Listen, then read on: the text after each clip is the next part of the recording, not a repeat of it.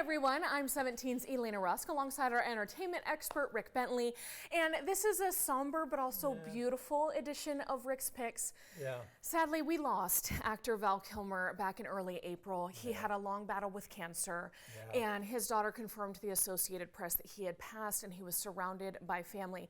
But it's had so many of us thinking about his life and his legacy in Hollywood. Yeah, I can't believe he fought that throat cancer for a decade, and really was, a pillar of strength through all of it.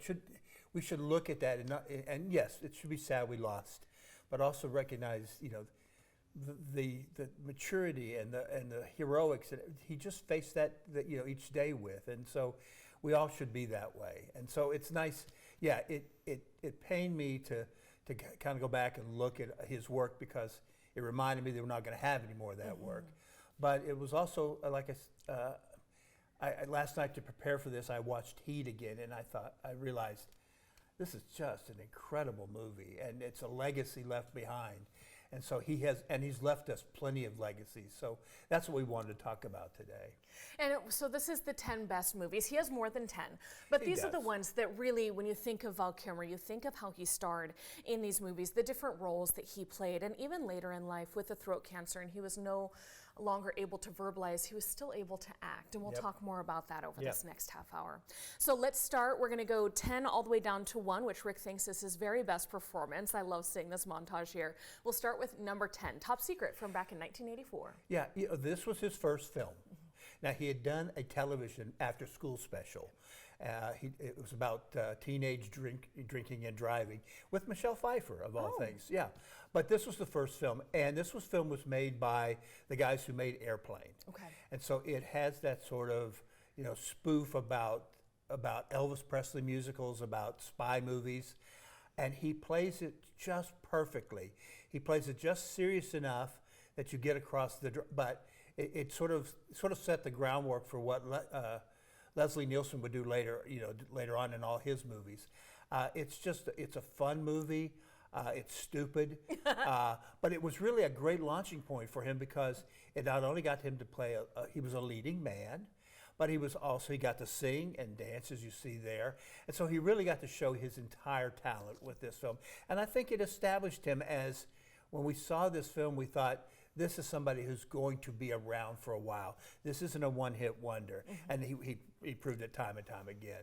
I just think that is a film, if you're just looking for a way to just escape, it's fun. There's nothing about it that's deep meaning in it. It's just pure fun. I love that. And it's back when he was, like you said, just starting. So he was so beautiful. It was almost startling what a good looking man he was. But then you fell in love with him for his talent. And for everything I heard was that he was quite the class act off screen as well. Oh yeah, just I literally had a chance to interview him once.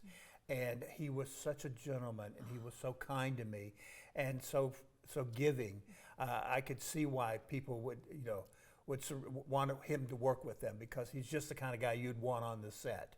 And he proved it time and time. And after his passing, so many actors came out and said, he was one of the great ones. Yes. Oh, that gave me chills. So beautiful. So we'll go to number 9 now. And this is Real Genius, the next year, 1985. Yeah. He followed up on the success of Top Secret. Real Genius came out in 95. He played a science prodigy who's about to graduate from the West Coast Engineering University. But it's a story about him trying to get his roommate to sort of loosen up, to embrace life. And his character is just snarky enough and just smart enough that he makes this whole thing work. I think what hurt it was that it came out this same year as Weird Science. And so I think a lot of people kind of got confused about the movies, and Weird Science sort of did better at the box office. But this film is just fun. Again, another fun film to watch. Again, you can't have a movie that has tons of popcorn in it without being, something you can enjoy. But it was another reminder that he wasn't a one-hit wonder, and he passed the sophomore season. The second film was just as good. Even though it probably didn't do as well at the box office, he was just as good at it and just as charismatic. you can't help but look into that face and just want to see what he's doing. And it's just such a fun time period from the 80s. It's just that time capsule of movies and the way they were and the way pop culture was. And it's hilarious. The jokes still stand today. Yeah, yeah. There's something about good humor. If you write good humor, and that's been proven by so many people like Mel Brooks and everything, it stands the test of time. Funny is always going to be funny. If you're forcing a joke with pop references and that sort of thing, they get very dated. I talked to some people that made Warner Brothers cartoons years ago, and they would never put in a current reference. And I asked why, and they said, well, 50 years from now, people aren't going to know that actor or that music or whatever. And so you got to keep the humor universal enough that it can last time. And so these are, again, between Top Secret and Real Giants, Val has given us two films that are going to last and be funny for years and years and years to come.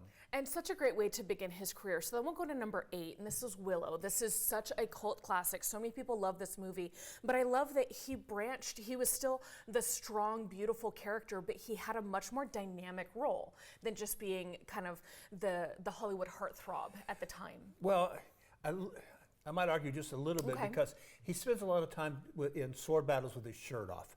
True. So maybe he knew, and director Ron Howard probably knew that. We've got this guy. Let's take advantage of it. But Willow's is his foray into pure science fiction. He plays a character by the name of he's a mercenary by the name of Mad Mardigan. Spends a lot of time in that prison cell if you see the movie, but it was one of those things that pushed him even more into the romantic lead. Yeah. The heroic romantic lead. And it's not one of Ron Howard's best films, but it did spawn a TV series. And unfortunately, when the TV series came around, Val was not well enough to participate in it. But the legacy of Mad Mardigan is going to live on and ever through this movie. And again, I think this was the film that sort of shifted him out of, is he just going to be that sort of comedic lead? And so, you know what? He can be the romantic lead in a film. And he pulls it off very well with Willow. Willow's a good film. It's not, it's by far not one of his or Ron Howard's best films, but if you're a science fiction fan, this is one you've had to see anyway. Well, and maybe for me, it's just one of those movies that's so nostalgic because as kids, when we were homesick from school, we would watch Willow, we would watch Star Wars. It was just one of those classics that Labyrinth, that in the 80s and 90s were just kind of always on, and they were silly and they were beloved to us. And so I think as a young girl, that's when I really fell in love with Val Kilmer because yes, he was the heartthrob, but also he just seemed like he did such a great job of being the bad guy, but also the good guy in this movie. Yeah, he always had that little twinkle in his eye. I always talk about that with actors, that the ones that can play good guys and yet make you think they're bad at times have that twinkle. Yeah. It's very hard to explain, but you should notice it when you're watching. And he had that. And again, because he was able to do Willow, he's now moving into broader, more action-packed roles, and just really establishing his career with these films. Each one is building on the last one. And each getting better and better. So we'll go to number 7, The Doors. And this is a biopic. And it's very hard for actors to take on the role of a real-life person. Especially Jim Morrison of The Doors. I mean, we're talking about one of the most unique characters in music history to begin with. And so he has to take this on in the Oliver Stone film. He plays Jim Morrison. It's interesting. To play the role, he wanted to sing as Jim Morrison, so as often they can just redub over. And he recorded a lot of the Doors songs and then took them and played them side by side to the actual recordings. And members of the band could not tell which was which. What a compliment. And so he worked that hard to make sure the voice is right. Then he got the attitude right. Again, trying to play this sort of bigger than life. I mean, if you want to talk about musical icons, Jim Morrison is one of them. This is one of the great tragedies, though, of Hollywood, that he did not get an Oscar nomination for this. Kilmer never got an Oscar nomination, but there are about two of his roles that should have been automatic, and this is one of them. He is just transformative in this. Taking on a very demanding role. And again, when you're doing a biopic, you're already, there's sort of a love-hate thing going on there because, You already have the audience knowing when you say The Doors, Jim Morrison, okay, I've got that in my brain. I kind of know what that's about. But then you have that same audience going, oh, I know what Jim Morrison and The Doors are about. You better not mess it up. Right. You better be as good as it. And that's where biopics either or fail or succeed. And in this case, I think he is channeling Jim Morrison so much that it was universal that it really was him taking on a character and giving it his own life, but keeping the essence of this very unique character. And that's a true sign of a good actor. It is. Because either a bad actor will let their persona take over and wipe out the original one, or let the original one be so big you get lost in it. So he found that right blend, and again, just horrific that he did not get the Oscar, let alone not get nominated. Not even to get nominated, No. I think, is most shocking. No. Oh. Okay, so now we're going to move to number 6, The Saint. This followed after that by a few years. This was 1997. Yeah, and I will admit that if it comes to The Saint, I'm a big fan of the TV series with Roger Moore as the Saint. And for people who don't know the Saint, basically he's a thief for hire. It's sort of the early days of the Equalizer, that kind of thing. But he plays the Saint in this. And this is the film where I actually got to interview him. And, it was one of those roles where he really was finally, there's action in it, but it's also giving him a chance to play other characters. And again, it's amazing to look back at his career, and I didn't really realize this as it was unfolding, but as I look back over it, I realized he was very smart in finding projects that were just going to move him ahead as far as his career was concerned, as far as his scope of his acting abilities. We can never say that Val Kilmer was a one-hit, Right. that he was only good for comedy, only good for drama. You could put him in any project, and he made it work. And again, this was a situation, you talk about taking on Jim Morrison. In The Saint, he's taken over a character that was much beloved in the TV series, played by Roger Moore, which is a much beloved actor. So you're taking that challenge of how are people going to respond to this. It wasn't one of his bigger hits, but it was also one of those films that I think if you take a moment and look at it, you realize why he did it and what he's left for us with it. It's just it's a multifaceted performance by him that works on just so many levels. That's fantastic. I love the way you speak about him and the way you give a testament to his movies. I hadn't seen that one, so I don't have much to add, but we have to go to number 5, Top Gun Maverick. This was the 2022 release, the second one. Much of it filmed out in Ridgecrest, which was very exciting for Kern County. Yes. Of course, Tom Cruise is the lead in this, and he gets the top billing. Sure. But Val Kilmer has been such a huge role in the Top Gun franchise, and so to have him come back, even though he did not have his voice, and to have a performance that moved me to tears, knowing him in real life, knowing his character in the series, it was just so beautiful, and I wanted to hear what you thought. Well, I think it is a wonderful piece of cinema that we have to be reminded of him. And when this came up, and it's a shame it took so many years to do a sequel to Top Gun. I wish it had been done 20 years earlier when Iceman could have been at his peak. But when it became time to do this, and Kilmer was very ill, it was Cruise who went to him and begged him. He said, we can't make this movie without Iceman being there in some form. And they worked it around, and they gave him what I consider one of the most beautiful moment in a big action movie. But it's also just, there was something about watching that scene over again where, when you see it the first time, it's two old airplane buddies talking to each other, and, they were competitors. But and we'll talk about this more when we get to Top Gun, but, they sort of complement each other. But it felt more like two actors who had known each other for years, and this was sort of their public way of saying goodbye to each other. Yes. Yeah, you can't watch that moment and knowing what's going to end up happening without being touched by it. And I think even if he had not passed on, that scene is still very touching because of what Top Gun meant to so many people. And so again, Cruise was right.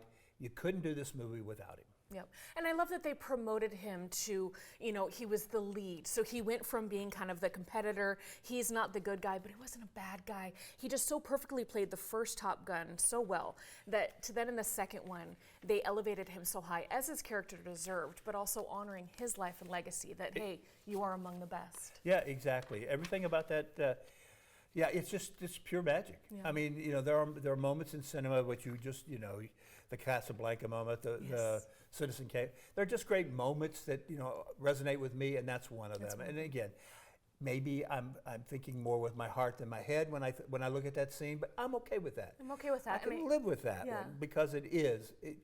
By everybody who I've talked to, it is that we all react the same way. Yeah, so. And I hate when a movie pulls you back to the present. I don't want to be in real life right now. That was so perfectly done. Right. So perfectly done. So with that, we're more than halfway through. We want to move on to number 4, Batman Forever. This was another favorite of mine as a young child. This was that 90s movie that was all the action. We had loved Batman throughout the years, and especially the cartoons from my generation, and then he brought it to the big screen. Yeah, and the interesting thing is he came in, Michael Keaton had played Batman in 2 previous movies, and Keaton had decided to move on. So stepping into that role was taking a big risk. Yeah. I mean, you're sort of following up on something that had worked, and taking on a costume character. Now you always have to go back and watch these films and remember, the action's big in it, but he's also playing Bruce Wayne. Yeah. And he is as good as Bruce Wayne as anybody who's played Bruce Wayne. Yes. Maybe some of the other Batman characters are better, but his Bruce Wayne really does resonate. And again, that's because of that sort of charisma, but also that look in his eye, like, this guy's is not a bad guy, but if I looked at him the wrong way, he might cut me. Right. And so he's got that just a twinkle, again, that look in his eye. But I really feel like that he made the right decision, even though Kilmer himself said the only reason he did this, he wanted to start an artist community in New Mexico, and he thought this would be the money I could use to do that. Cute. And so he had an alternative motive for doing it, and it did very well. It did so well. He had a 3-picture deal to play Batman for 3 movies, but he didn't do that, and we'll find out pretty soon why. Okay, because this was his only Batman, correct? It was the only time he played Batman. Yeah, and Jim Carrey as the Riddler was just so fantastic. And it was kind of that 90s cheese, but he was over the top fantastic. And so I think Val Kilmer's, like right there, that smile, the way he so effortlessly played Batman with half of his face, you knew that it took a lot of effort. Oh, there's nothing harder for an actor to do than try to play without, I mean, it's one step above being a voice actor. At least you get part of your face, but how much can you do with your chin? Mouth. Yeah. And in Keaton's case, he had no chin, so he was at a real disadvantage. But Kilmer, gets it across when he's back. But again, I think if you watch this film again, you really realize that his strength was when he was Bruce Wayne. I agree. I absolutely agree. So number 3 now, Heat. We were talking about Heat off the top. Yeah, I rewatched it last night, and I've always remembered it as being a really good movie. But in rewatching it, I was reminded of how great this movie is. And this is the movie that Kilmer wanted to do and why he passed on the Batman thing. Okay. He said, look, I get it, Batman was great, but for the chance to work with Robert De Niro and Al Pacino, that's what I want to do. This film is directed by Michael Mann. Kilmer plays the sidekick to the De Niro character. He's a family. He's a bad guy in this, but he's also a romantic. Yeah. Which reminds you that he could take on those bad guy roles and still have a character that has heart. It didn't have to be one-dimensional, and it took somebody like Val Kilmer. I think this is the movie where Roger Ebert said that Val Kilmer was the greatest supporting player of his generation. And I think if you watch this film, you realize that. It's a De Niro Pacino movie, no question about that. But every moment when Kilmer shows up on screen, he just takes over. And again, when you can win the screen back from people like Pacino and De Niro, you're doing something big time. If you watch this film, the opening sequence of the heist of the armored car is amazing. I've seen that same scene used countless times in TV shows. But the big thing is the shootout in the streets of LA, where it is just gunfire after gunfire. And the interesting thing is, Kilmer is using this rifle here, and he has to reload and reload real quickly. He does it, and he trained with this actual rifle to be able to do it right. And he was so good that a flight school, Air Force flight school in Pensacola, when they start teaching how to use this rifle, show that clip. Cool. And so it sort of says, okay, that's how good it is. The military says, you nailed it. So yeah, everything about this, from the romance, and it's an amazing film. Also, when you look at, we already talked about Pacino and De Niro and Kilmer, but there's also Wes Studi's in it, Danny Trejo's in it. It's a who's list that goes down and down. And just, again, if you're looking for a great action film, I would find Heat. It is wonderful. I think it's one of the classics, absolutely. So then our top two, and these are my two favorites of his, so I love that I agree with you. Number 2, Tombstone. Yeah. Wow. Yeah, and I do want to clarify one thing here. I've got movies listed at 3, 2, 1. Yeah. I could literally have made them switched around and put any one of these 3 at number 1. So if we're talking about Tombstone being number 2, it's literally a 1. They're all tied they're for all 1. tied. Yes. Yeah. Tombstone just redefined the Westerns. It did. It was Kilmer plays Doc Holliday in it. Everything from the sound of his voice to where he coughs up blood. Yes. To there he is. Yeah. And it's so funny. He has a line. One of the most famous lines in film history in it. He says, "I'm your Huckleberry." Well, when he wrote his memoirs, the name of his memoirs, "I'm Your Huckleberry," a memoir. And so he even realized how famous that was. But again, this recreation of the Battle of the OK Corral with this phenomenal cast. Yes. That again, Kilmer could have gotten lost in all these big names and these big actors, but he's not. He doesn't get lost. He holds his own, and it's just one of those. Again, this is the second film of his career that is not only criminal. He didn't get an Oscar nomination, but he didn't win. And this should have gotten him the supporting actor that year.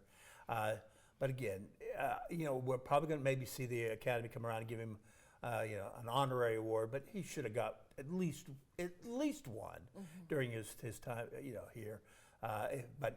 This is one that proves, he was an actor's actor. You just, again, throw him into a Western, another genre that he just nails it in.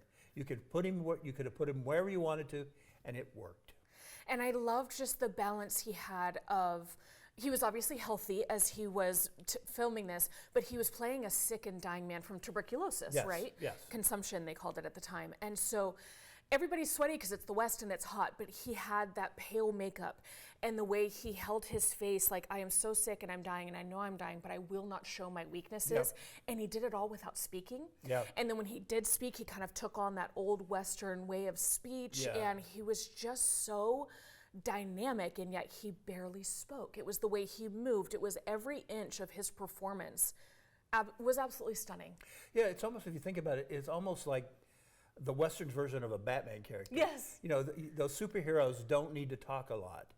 And that's sort of what he was doing there. It was like, I'll get it all across in my actions and what I do. And again, another level for an actor.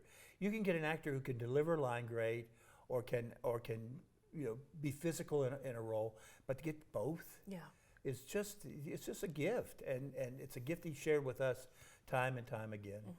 When it was also very hard going back and watching it now, knowing how sick he was in the end, and then knowing that we had lost him, it was almost like seeing him young play a sick person just broke your heart all over again. It made you feel for his family and his friends. Just as a fan of his work, knowing that we would lose him, 30 years later, it was just heartbreaking, but also bittersweet that we could honor him. Yeah, and it may be weird, but when I think of Val Kilmer, I think of him in the Heat, and I don't think of him in those last days. Yeah. I think of him as the saint, sitting there talking with him. I think of him in that way, and that will be who lives in my heart. Yeah. So. And I think it changes over time for each person and for all of your relationship with him. I lost my dad to cancer 10 years ago, and for a long time at the very beginning after we lost him, I could only remember him sick. And now when I think about him, he has his big glasses and his mustache from when I was a child. Yep. So you'll remember Val Kilmer and loved ones in their Yep. prime, and it's fantastic and it's beautiful. And this is why I have embraced talking about cinema all my life and television all my life. We get this sort of foreverness to Yes. this. You know, there's an immortality to being on screen that generations and generations from now will see that work, and it lives on and on. Sometimes they don't want it to live on. Right. But in the case of Val Kilmer, we've at least pointed out 9, coming up on 10 movies that will live on, and people will find, you know, how good he was. Exactly. So 4 minutes left. We wanted to get to the number one of the number ones. Again, all of these are so great. Yeah. But number one on your list, Top Gun, the original, the 1980s. Again, Tom Cruise was the lead in this, but Val Yep. Kilmer was so much a third lead, a supporting character that really stole every scene he was in. Yeah, and it's funny because Kilmer didn't want to make the movie. Really? He just thought this was going to be a big propaganda thing for the military. He didn't want to have any part of that. And the director, Tony Scott, went to him and said, look, yes, it's about planes and the air and military and all that, but it's all more about friendship and about the relationship between these pilots.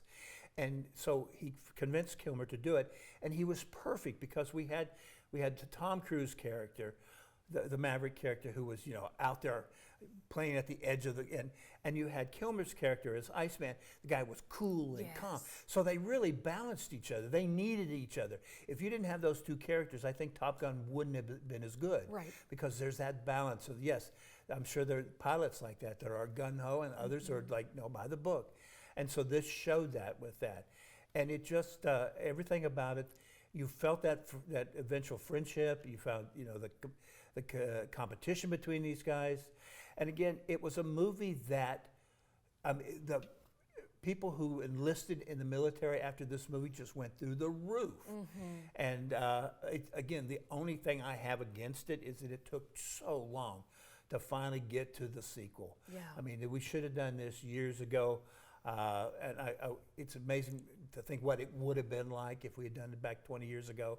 But at least we did get a sequel finally, and we did get that wonderful moment. We did. And so, and again, I said the top 3 could have been, we could even pull out Kilmer's performance in Top Gun Maverick, Yes. and made that one by itself too. Yes. So it's wonderful when you start putting together these lists of what actors have done, and you have to debate, or what goes first, what goes second, what goes third, because, you know, when you have that sort of thing, you realize I'm dealing with somebody who is very good, and I don't have to struggle to find, oh my goodness, what am I going to do at number 7 because I'm running out of stuff. So I didn't have any problem with Val. Just absolutely fantastic. And so with that, we're wrapping up. Any final thoughts about Val Kilmer and his legacy as an actor and as a person?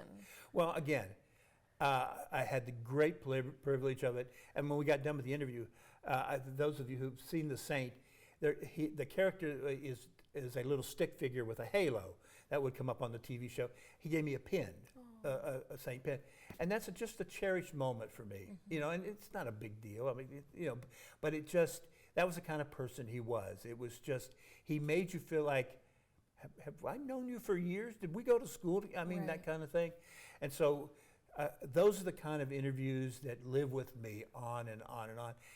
And The Saint was years ago, and yet it still seems as vivid as it was if I'd done it yesterday. So, and the legacy that he's left us is one that's going to live on. We're all the better for it. Go out and find some of these movies. Trust me, Heat, Top Gun, any of them.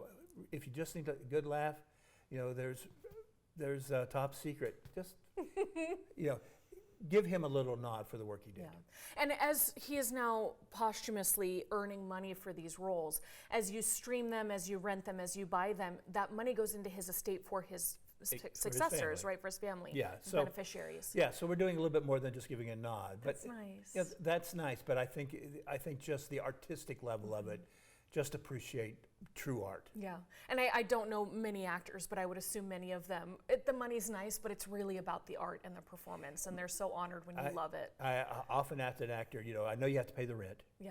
But is it a bonus when you get to do something that's that good? And they'll always say yes.